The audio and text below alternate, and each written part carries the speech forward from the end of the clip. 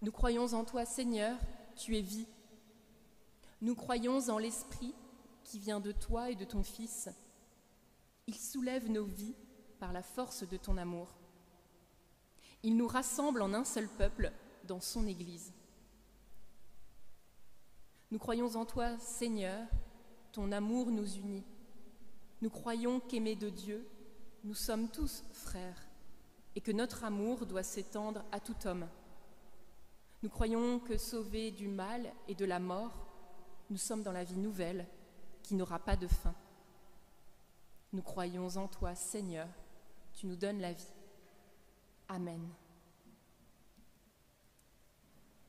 Et je vous invite à chanter le cantique 507, Saint-Esprit, Dieu de lumière, les 3 strophes. 507.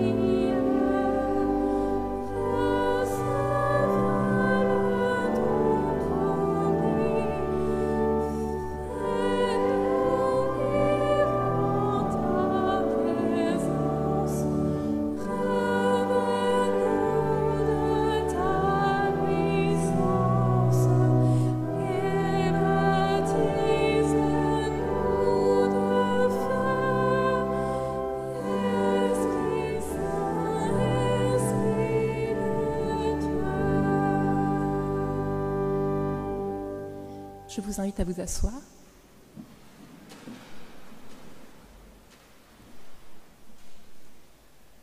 Nous prions avant d'ouvrir la Bible pour que ces paroles deviennent pour nous vraies paroles de vie. Notre Père, nous te prions de renouveler nos vies, de les rendre claires et belles sous la lumière de ton Évangile.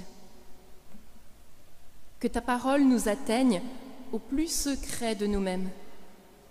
Que ton amour emporte nos volontés défaillantes ou rebelles. Que ta joie nous attende au terme des chemins semés d'obstacles, mais bordés de merveilles. Car tu es un Dieu de vie et tu prends soin de tes enfants. Amen.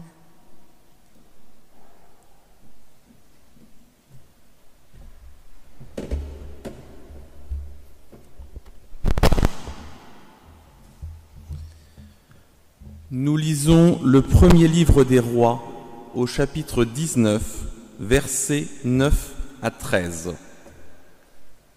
Arrivé à l'Horeb, Élie entra dans une caverne où il passa la nuit. Alors, la parole du Seigneur lui fut adressée. « Pourquoi es-tu ici, Élie ?» Il répondit, « Seigneur, Dieu de l'univers, j'ai tant de zèle pour toi que je ne supporte plus la façon d'agir des Israélites. En effet, ils ont rompu ton alliance, ils ont démoli tes autels, ils ont tué tes prophètes par l'épée. Je suis resté, moi, seul, et ils cherchent à m'ôter la vie. Sors, lui dit le Seigneur, tu te tiendras sur la montagne devant moi, je vais passer. Aussitôt, un grand vent souffla, avec une violence telle qu'il fendait les montagnes et brisait les rochers devant le Seigneur. Mais le Seigneur n'était pas présent dans ce vent. Après le vent, il y eut un tremblement de terre. Mais le Seigneur n'était pas présent dans le tremblement de terre. Après le tremblement de terre, il y eut un feu. Mais le Seigneur n'était pas présent dans le feu. Après le feu, il y eut le bruit d'un souffle léger. Dès qu'Élie l'entendit, il se couvrit le visage avec son manteau. Il sortit de la caverne et il se tint devant l'entrée. Il entendit de nouveau une voix qui disait « Pourquoi es-tu ici, Élie ?» Nous lisons à présent Matthieu au chapitre 14, versets 22 à 33. Aussitôt après, Jésus obligea les disciples à monter dans la barque pour qu'ils le précèdent sur l'autre rive, pendant que lui-même renverrait les foules. Après les avoir renvoyés, il monta dans la montagne pour prier à l'écart. Le soir venu, il se tenait là, seul. La barque était déjà à une bonne distance de la terre. Elle était battue par les vagues, car le vent était contraire. Vers la fin de la nuit, Jésus se dirigea vers ses disciples en marchant sur le lac. Quand les disciples le virent marcher sur le lac, ils furent troublés et dirent « C'est un fantôme !» Et ils poussèrent des cris de frayeur. Mais aussitôt Jésus leur parla « Courage, c'est moi, n'ayez pas peur. » Pierre prit la parole et lui dit « Seigneur, si c'est bien toi, ordonne-moi de venir vers toi sur l'eau. » « Viens, répondit Jésus. Pierre sortit de la barque et marcha sur l'eau pour aller vers Jésus. Mais quand il vit la violence du vent, il eut peur. Il commença à s'enfoncer dans l'eau et s'écria « Seigneur, sauve-moi » Aussitôt, Jésus étendit la main, le saisit et lui dit « Comme ta foi est faible, pourquoi as-tu douté ?» Ils montèrent tous les deux dans la barque et le vent tomba. Alors ceux qui étaient venus dans la barque se prosternèrent devant Jésus et dirent « Tu es vraiment le Fils de Dieu. »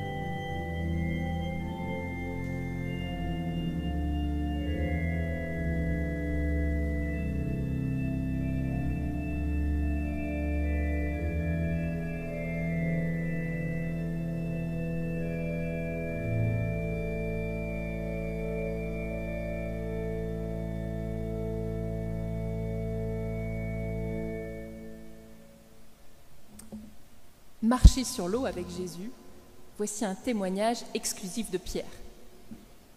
Mes amis, il m'est arrivé quelque chose d'incroyable. Il faut absolument que je vous raconte. La semaine dernière, j'étais avec mes compagnons sur les bords du lac de Galilée. Notre ami Jésus, dont je vous ai déjà parlé, a encore accompli un miracle. Après nous avoir parlé du royaume de son Père, il a nourri une foule immense, des milliers de personnes, avec seulement 5 pains et 2 poissons. Comme ça, tout simplement, en les partageant. Et il y avait même des restes. Mais attendez, il y a encore plus incroyable. Jésus, après cela, a marché sur l'eau. Et moi aussi, figurez-vous, enfin presque. Il commençait à faire nuit. Les gens rentraient chez eux, et puis Jésus nous a demandé d'embarquer, sans lui, pour le trajet du retour. Il nous rejoindrait plus tard, après son temps de prière. Le vent commençait à souffler fort, et la visibilité se réduisait. Je vous avoue qu'avec mes camarades, nous n'avions pas franchement envie d'y aller, mais personne n'a osé contredire Jésus. Alors nous voilà partis, nous éloignant peu à peu du bord. Certains s'étaient endormis, d'autres discutaient au clair de lune. Quand, tout à coup, Jésus apparut marchant sur l'eau, glissant sur les vagues, entouré d'une lumière éclatante en pleine nuit. Nous avons d'abord cru que c'était un fantôme. Nous avons eu la trouille de notre vie. Mais je vous assure que c'était bien lui.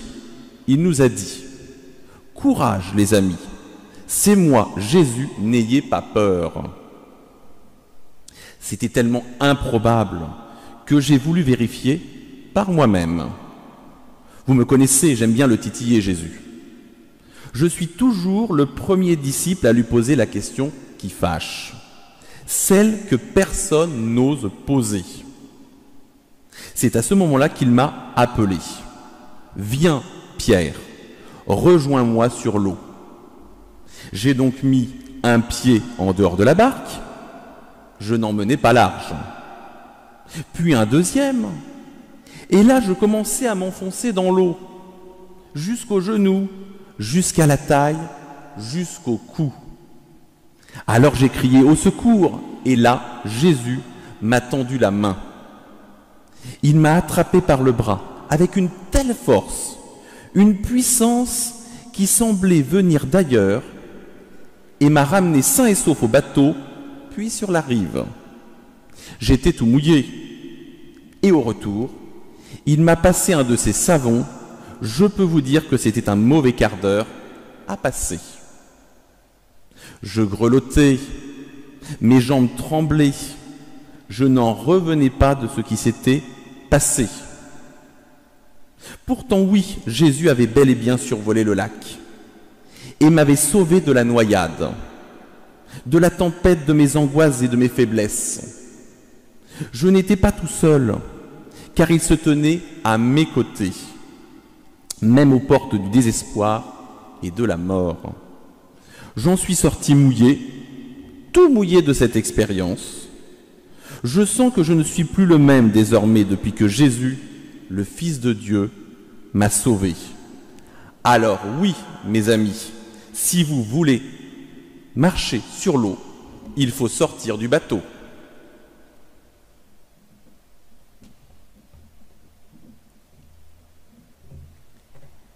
Mes frères et sœurs, je crois que Pierre en personne à l'instant vous a témoigné de ce qu'il venait de vivre d'extraordinaire sur le lac de Galilée.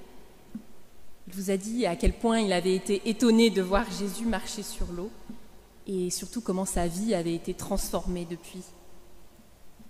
Celui qu'il prenait d'abord pour un fantôme était en réalité Jésus, son ami qui l'a encouragé à sortir de sa barque et son sauveur qui l'a arraché in extremis des vagues du doute et du désespoir. Le regard de Pierre et des disciples présents a changé après cet épisode, car celui qui les accompagne depuis des mois, à travers les différents villages, n'est pas vraiment un homme comme les autres. Il surprend à chaque fois par ses paroles, ses gestes, dévoilant peu à peu son identité. Mais qui est-il ? En voilà une bonne question. Une question qui travaille les hommes depuis longtemps et qui n'a pas fini de faire couler beaucoup d'encre.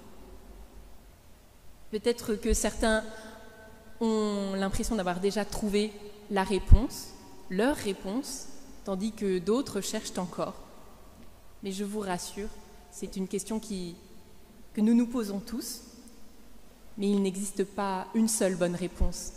Il y a notre réponse qui nous est toute personnelle et qui révèle toute notre relation que nous avons avec Jésus. Voilà pourquoi nous avons choisi, en ce mois d'août, avec le pasteur Christian Bacuet et Moïse Munkuro, de vous poser cette question. Jésus, qui est-il ? Au fil de nos lectures de cet évangile de Matthieu, nous trouvons des indices, des témoignages vivants de ceux qui l'ont côtoyé. Alors nous allons cheminer ensemble avec Jésus qui nous appelle à le suivre, à le découvrir un peu plus, pour découvrir qui est-il, mais aussi qui sommes-nous. Alors qui est-il, cet homme qui marche sur l'eau ? Donc dans la faible lueur de l'aube qui s'annonce, voilà nos disciples embarqués bien malgré eux sur le lac. À ce moment-là, ils voient s'approcher une apparition étrange, comme un fantôme, de quoi être bien effrayé, c'est sûr. Surtout qu'il a les traits d'un homme qu'ils connaissent bien et qu'ils ont quitté bel et bien vivant il y a quelques heures sur le rivage. Alors si nous remontons un petit peu le fil de l'histoire, nous retrouvons déjà nos disciples embarqués dans une situation critique face à une foule immense, affamée, avec seulement 5 pains et 2 poissons en poche. Là encore, de quoi être dans la tourmente. Sauf que cela n'a pas l'air de poser trop de problèmes à Jésus, qui arrive à gérer les stocks disponibles de manière très efficace. Il y a même des restes après le repas. C'est qu'il se montre lui-même comme le pain de vie. Je suis le pain de vie descendu du ciel, comme il dira à travers les mots de l'évangéliste Jean. Parler à une foule immense, donner à manger à des milliers de personnes, guérir beaucoup de malades, voilà le programme d'une journée bien chargée dans l'agenda de Jésus. Il semble tout accomplir avec une déconcertante facilité. Mais voilà, le soir venu, il ressent le besoin de se retirer, de s'isoler et de prier. C'est là tout le côté humain de Jésus que nous connaissons bien, car nous aussi, nous avons besoin de calme après avoir pris un bain de foule. Et c'est notamment ce que nous venons chercher ici, dans ce temple. Ce moment de culte est une pause sereine dans notre vie bien agitée. C'est une halte qui nous recharge et nous reconnecte directement avec notre essentiel, Dieu. Alors Jésus avait bien le droit, lui aussi, de recharger ses batteries. Et donc voilà comment les disciples se sont retrouvés seuls, au large, en pleine tempête, et sans Jésus. À ce moment-là, ils ont dû regretter de partir sans lui. Nous connaissons tous cela, ces moments de tempête, ces vagues d'émotions qui nous submergent, ces flots de doutes qui nous secouent, de véritables instants d'angoisse et de souffrance pour chacun, où nous nous sentons bien seuls. Et pourtant, c'est là, au creux de la tempête, que Jésus apparaît. Il se manifeste là où nous ne l'attendions pas, où nous ne l'attendions plus. C'est là qu'il nous dit « Prends courage, je suis avec toi. Je suis là, je ne te laisserai pas couler. » Ah, courage, c'est moi. voilà que Jésus commencerait à répondre à notre question. Se dévoilerait-il un peu plus ? Cette phrase nous fait penser au dialogue de Dieu avec Moïse dans le livre de l'Exode au moment du buisson ardent, lorsque Dieu se révèle au prophète « Je suis qui je suis » ou « Je suis qui je serai ». Cela reste très mystérieux comme réponse pour nous. Ça me fait un peu penser quand on veut se débarrasser d'une question gênante d'un enfant qui nous dit « Et pourquoi ci, et pourquoi ça ?» et qu'on lui répond « C'est comme ça, et puis c'est tout ». C'est une réponse un peu tranchée, mais qui affirme surtout la présence du Christ. Et elle invite à faire confiance. Oui, c'est moi, je suis là aujourd'hui, nous dit-il, et je serai encore là demain. Oui, tu ne peux pas me voir, tu ne peux pas me toucher ou me concevoir de manière rationnelle, mais je suis bien là. Jésus se laisse voir comme l'Emmanuel, c'est Dieu avec nous, Dieu parmi nous. Ce Dieu bien inattendu. Combien de fois ne sommes-nous pas étonnés de cette façon dont Dieu se révèle à nous ? Ici, nous voyons Jésus débarquer au cœur de la tempête, en pleine galère, alors que les disciples ne le reconnaissent pas tant qu'il ne leur a pas parlé et tant qu'il ne leur a pas dit « Confiance, c'est moi ». C'est pareil dans la première lecture que nous avons faite. Le prophète Élie se laisse également surprendre par un Dieu qui se révèle dans un moment de silence, de faible brise. Le prophète le cherchait au mauvais endroit. Dieu n'est pas présent dans un grand orage, dans un tremblement de terre ou dans un grand feu. Pas d'effet spécial de cinéma pour Dieu, mais tout simplement un léger murmure, presque imperceptible. Oui, lorsque l'on vit un temps de crise et de tempête intérieure, il suffit parfois de quelques mots d'un voisin, du regard bienveillant d'un collègue ou d'un sourire lumineux d'un enfant pour tout changer. C'est là, discrètement, que Dieu se glisse incognito et qu'il se rend présent à nos côtés. Parce que même quand on est aux abonnés absents, Dieu, lui, sait toujours comment nous joindre. Grâce à son amour immense et à son espérance vivifiante, il maîtrise nos tempêtes, il calme le vent, il domine nos peurs et finalement il lui glisse dessus, presque comme s'il marchait sur l'eau.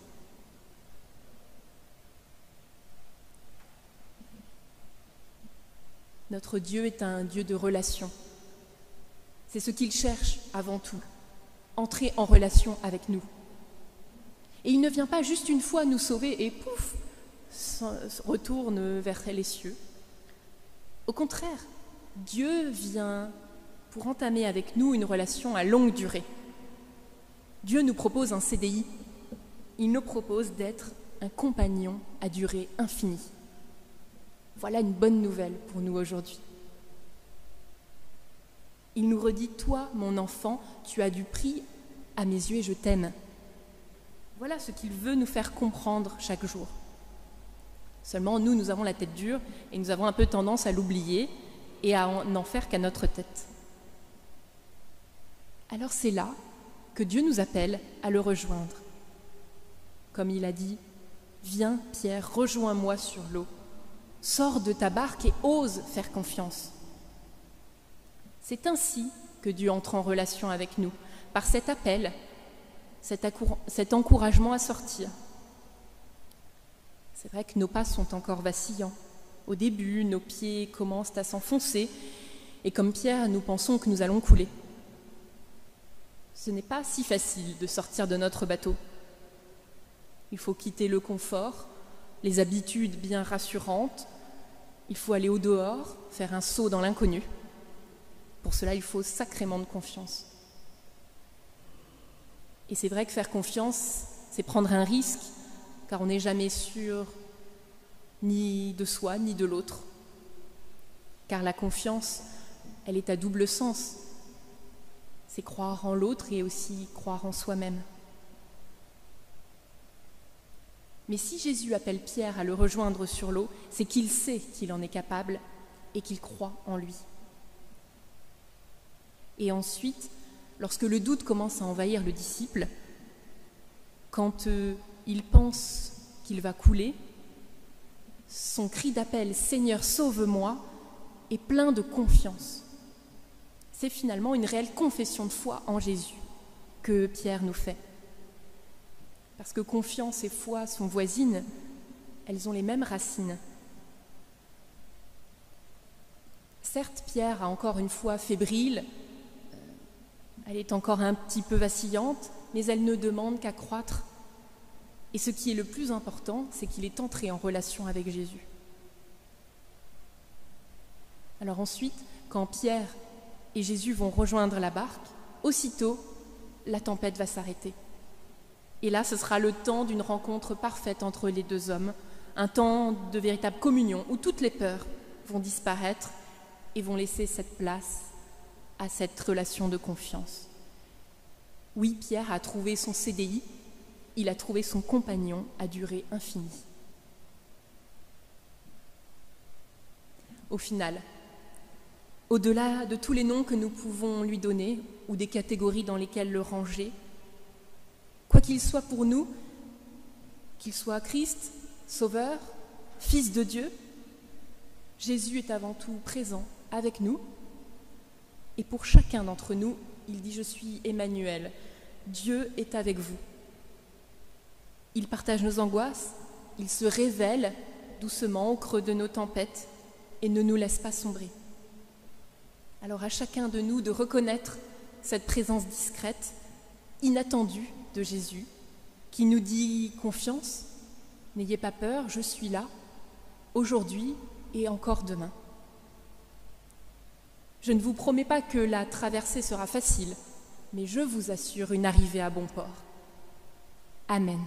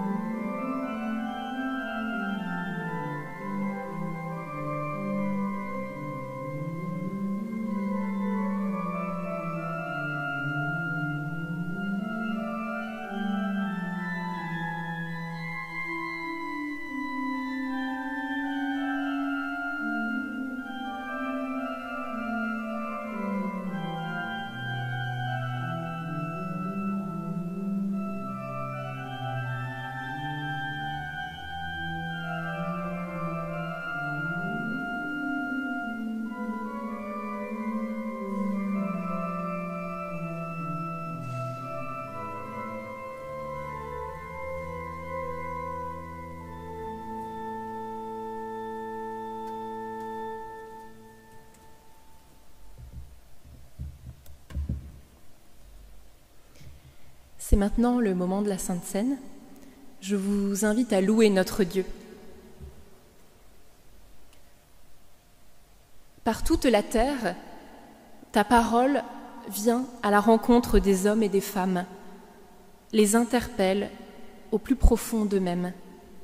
Loué sois-tu, ô Dieu. Par toute la terre, ta parole accompagne chacun. Elle n'est pas enfermée dans des mots, mais elle est ta vie même. Ô Dieu, loué sois-tu. Par toute la terre, ta parole forge une histoire, celle de l'humain rencontrant Jésus-Christ, te reconnaissant comme l'Éternel et Sauveur. Loué sois-tu, ô Dieu. Amen. Et je vous invite à vous lever pour chanter le cantique 619, « Prends ma main dans la tienne », et nous pouvons chanter les 3 strophes, le 619.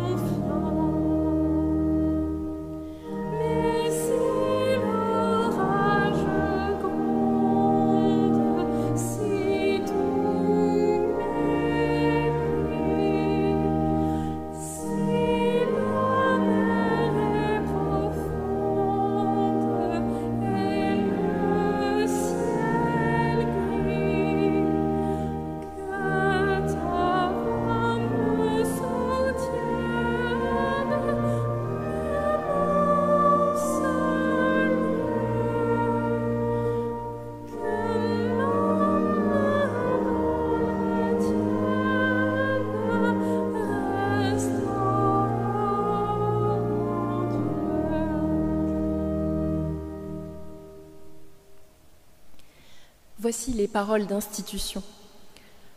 Le soir venu, Jésus se mit à table avec les 12. Pendant le repas, il prit du pain, et après avoir rendu grâce, il le rompit et le leur donna en disant « Prenez, mangez, ceci est mon corps. » Ayant aussi pris la coupe et rendu grâce, il la leur donna en disant « Buvez-en tous, car ceci est mon sang, le sang de l'alliance qui est répandu pour la multitude, pour le pardon des péchés. Je vous le dis désormais, je ne boirai plus de ce fruit de la vigne, jusqu'au jour où je le boirai nouveau, avec vous dans le royaume de mon Père. À toi qui as faim et soif, le Seigneur te dit, viens, tu es mon invité. Nous sommes tous invités, petits ou grands, à prendre part à cette table de fête que le Christ ressuscité préside lui-même et à laquelle il nous convie maintenant. Alors venez, car tout est prêt. Nous allons former un cercle autour de cette table. Venez, que celles et ceux qui reconnaissent en Jésus le Christ puis viennent autour de cette table.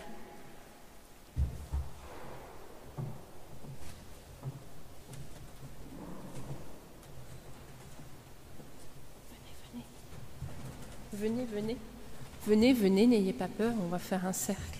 On n'est pas très nombreux. Venez devant. Voilà.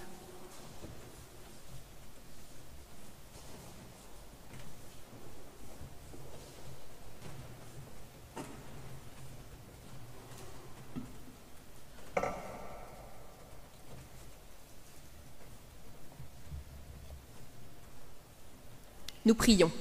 Ah non, venez, pardon. Finissons le cercle, voilà, ne restez pas. Voilà. Nous prions.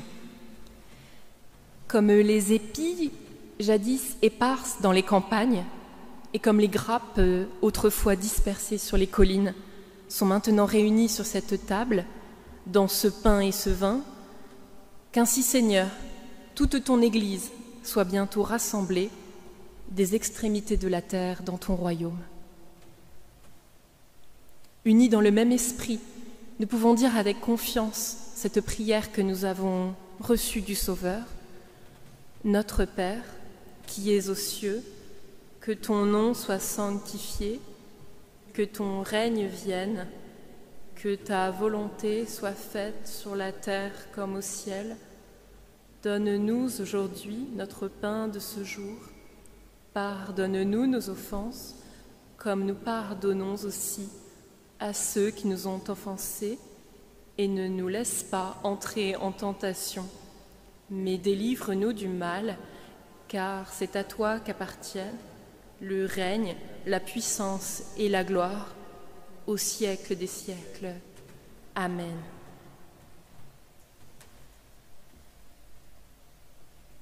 Ce pain que nous partageons est communion au corps du Seigneur Jésus-Christ.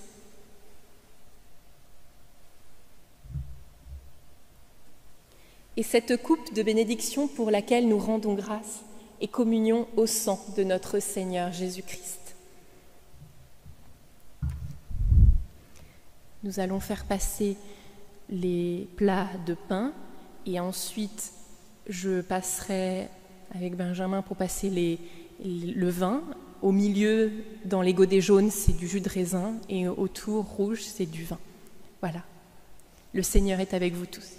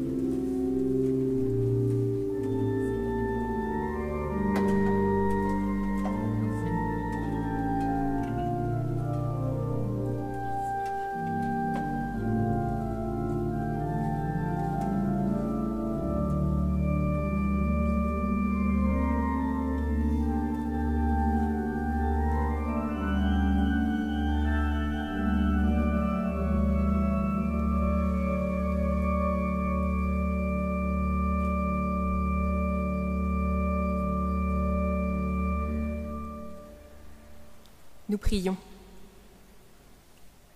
Seigneur Jésus-Christ, par ce repas, tu nous redonnes la certitude de la communion avec toi et avec les autres. Nous t'en remercions et te louons. Restaurés par la puissance du Saint-Esprit, tu nous envoies à nouveau dans le monde. Aide-nous à te servir et à servir nos prochains avec les dons que tu nous as donnés. Notre passé, notre présent et notre avenir sont entre tes mains, Seigneur. Cette conviction nous rend confiants pour tout ce qui peut nous advenir. Rends-nous fermes dans l'espérance qui attend l'accomplissement de ton règne. Amen. Allez tous dans la paix et la joie de notre Seigneur ressuscité, et je vous invite à regagner vos places pour chanter le cantique rempli d'amour et de reconnaissance.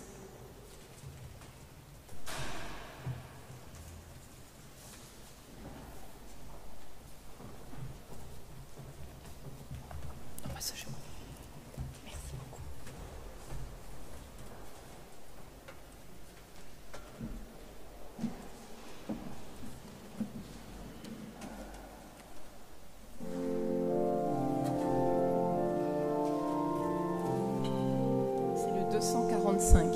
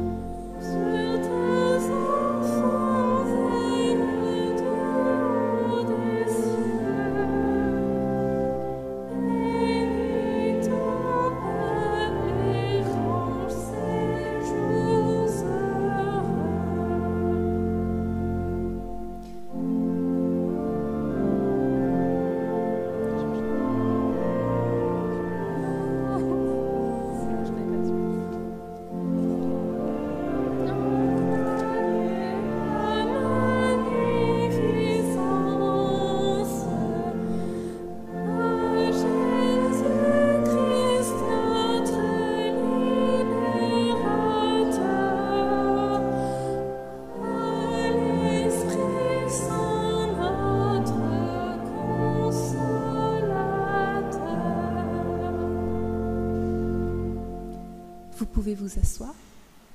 C'est maintenant le temps des nouvelles, donc je laisse le micro si quelqu'un veut partager une nouvelle.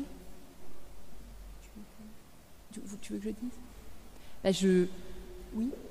Oui. Alors oui, justement, Rosine et Elisabeth, je le dis pour vous, vous nous avez accueillis gentiment à l'entrée de ce temple, et donc je vous remercie. Mais oui, vous pouvez vous lever.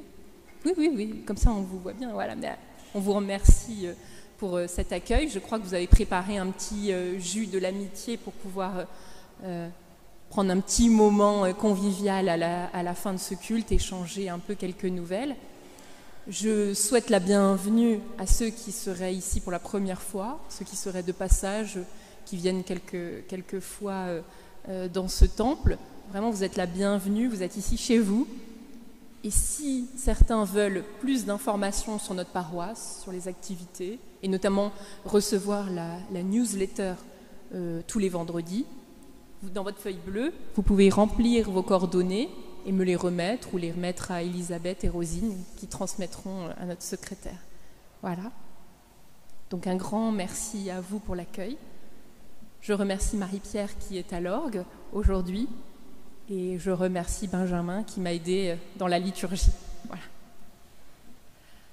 Alors s'il n'y a pas d'autres nouvelles, eh bien c'est le temps de l'offrande. Alors vous avez la possibilité de donner votre offrande par carte bleue dans un panier électronique. Benjamin va passer avec les deux, le panier espèce et le panier carte bleue. Vous pouvez lui faire signe. Voilà. Merci pour votre don joyeux.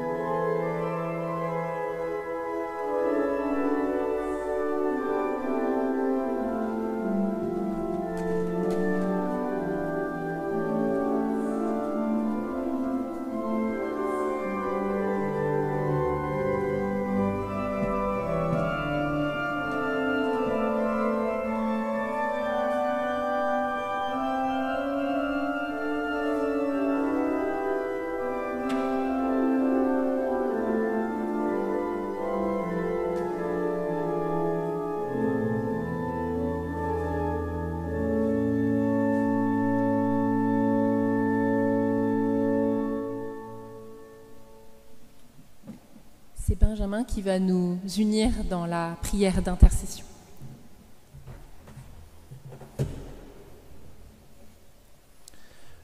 Père, ta parole nous a redit ton amour pour ce monde.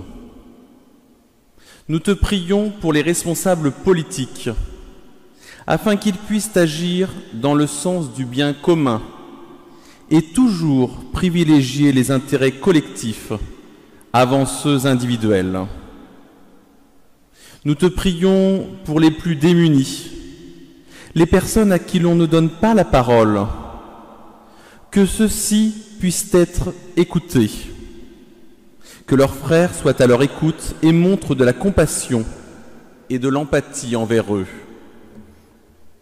Nous te prions pour l'unité des chrétiens, que celle-ci soit toujours recherchée au sein des différentes églises chrétiennes, que le projet de Dieu soit entendu par tous, toutes confessions confondues.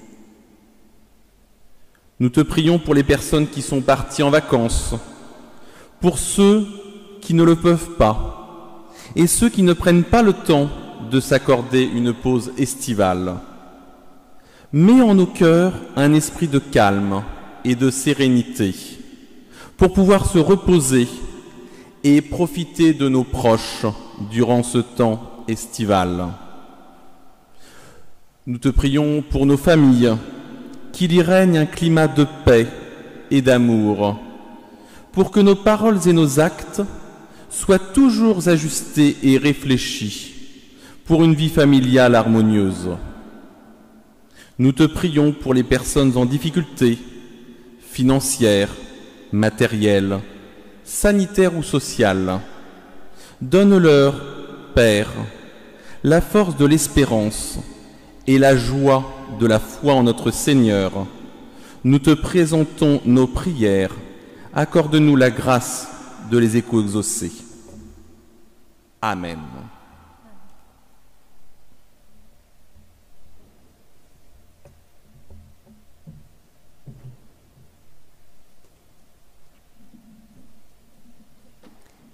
Je vous invite à vous lever pour recevoir les paroles d'envoi et de bénédiction. Oui, mes frères et sœurs, le prophète Ésaïe nous a transmis ces paroles du Seigneur. « Ne crains pas, car je t'ai racheté, je t'ai appelé par ton nom, tu es à moi. Si tu traverses les eaux, je serai avec toi, et les fleuves ne te submergeront pas. Si tu marches dans le feu, tu ne brûleras pas, et la flamme ne te consumera pas, car moi, le Seigneur, je suis ton Dieu. » Alors courage, mes frères, souvenons-nous que le Seigneur ne nous promet pas une traversée facile, mais il nous assure une arrivée à bon port.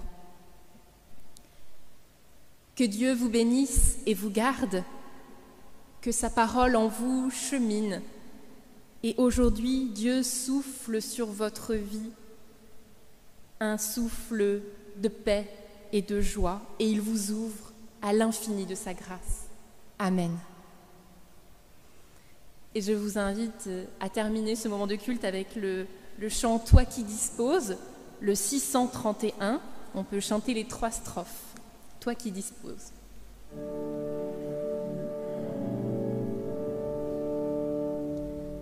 Reçois,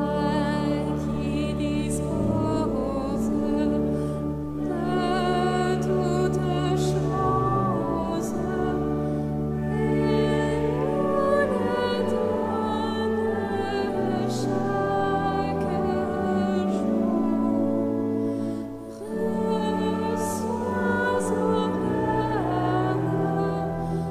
Père,